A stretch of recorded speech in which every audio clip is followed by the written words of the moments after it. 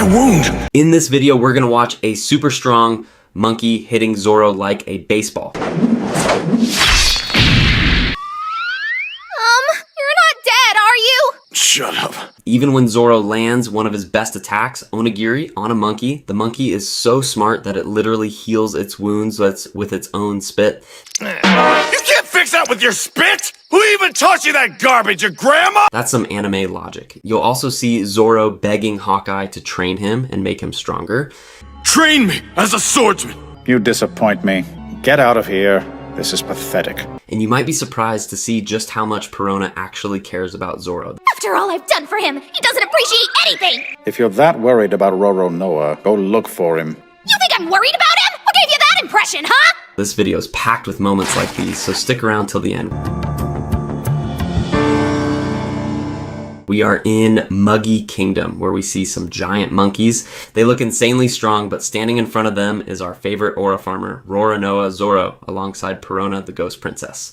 Zoro starts fighting them while Perona watches with a worried expression. One thing to mention is that these monkeys are incredibly smart.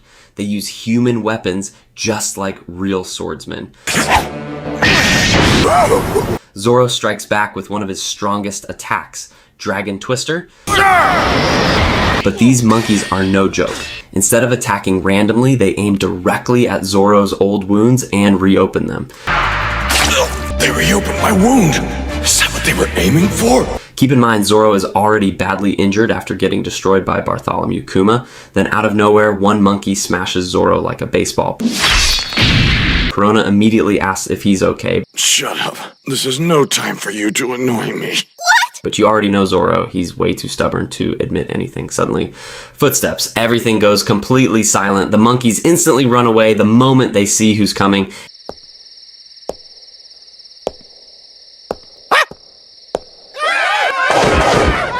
What's that aura? It's Hawkeye Mihawk, the world's strongest swordsman. Zoro is shocked and tries to stand up, but Hawkeye tells him to stay down. Then he casually says, "You can't defeat me if you lose to those monkeys." And to be quite frank, you have no hope of defeating me if you lost to those apes.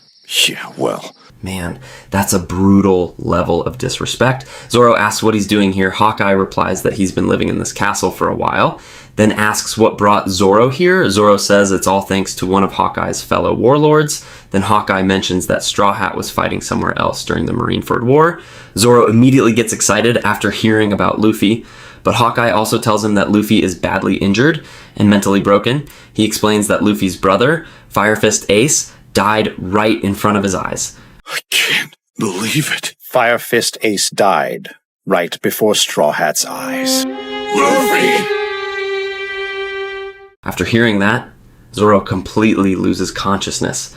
And this island is known as Gloom Island, home of the Muggy Kingdom. Later we see Perona crying because she believes Gecko Moria is dead. You're being a pest. Go and cry somewhere else. How can you be so heartless when I'm grieving?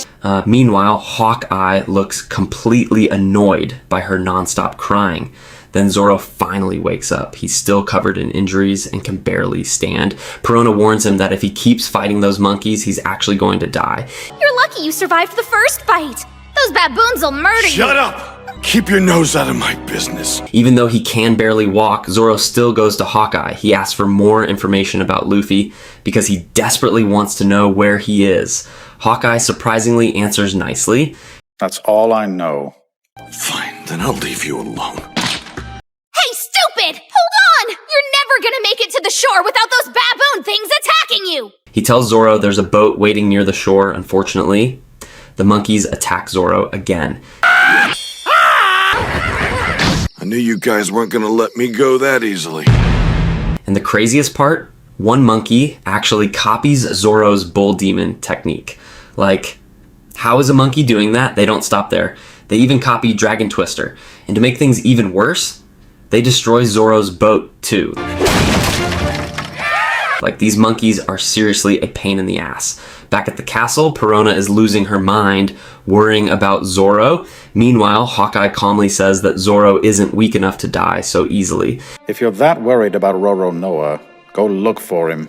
You think I'm worried about him? As Perona heads outside to search for him, she admits she hates staying alone with Hawkeye because he's not exactly a friendly person. You may be kind of an oaf, Zoro, but you're still a lot more fun to have around than that old dirtbag! But honestly, is Roronoa Zoro any friendlier?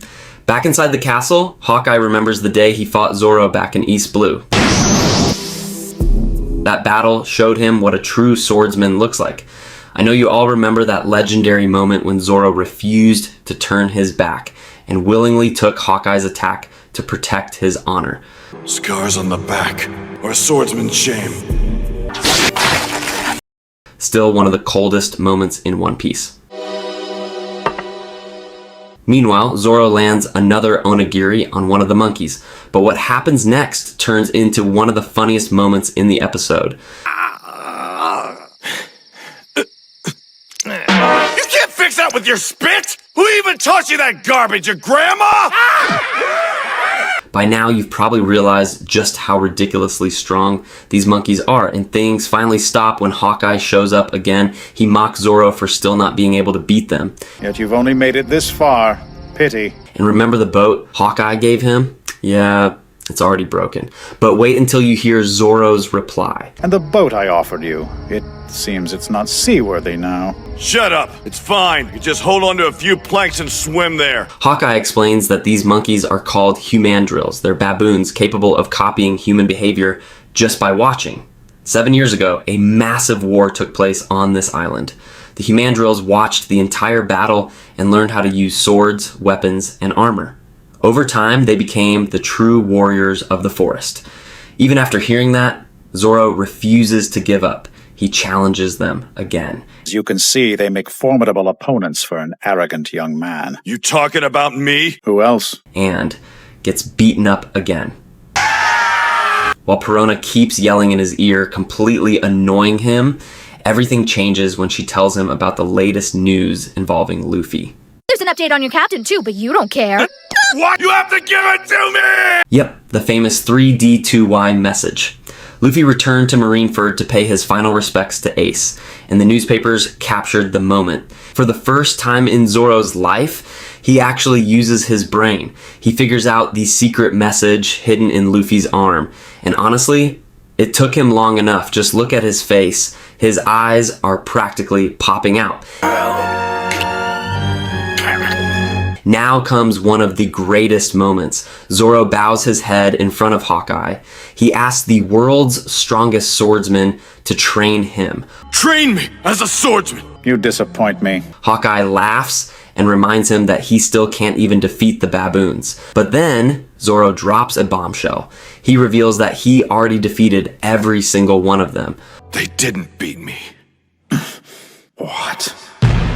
You're the only one left to take down. Hawkeye bursts into laughter when Zoro says, "One day, I'll kill you." Clearly you still consider me your enemy. What do you mean to do? Kill you, of course.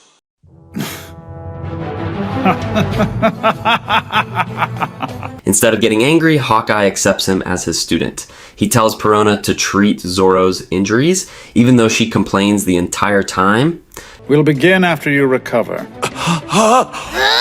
She still takes care of him anyway. Together, Perona and Zoro finally uncover the true meaning behind the secret message, 3D2Y. 3D means 3 days, right? The 2Y is probably, 2 years. I knew that! Now we see Roronoa Zoro standing beside Hawkeye, remembering the day Luffy saved his life and invited him to join the Straw Hat crew. He also remembers the promise he made after losing to Hawkeye that he would surpass him and never lose again. That I will never lose!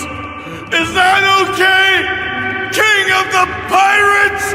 Zoro says that as long as he can still stand, he can still train, but Hawkeye warns him that one humandrill is far stronger than all the others. It has copied Hawkeye's own swordsmanship. Now that's going to be an insane fight. That sword. He learned to fight by copying what I do. For the next 2 years, Zoro continues fighting that humandrill over and over again, and that's how he became the King of Hell.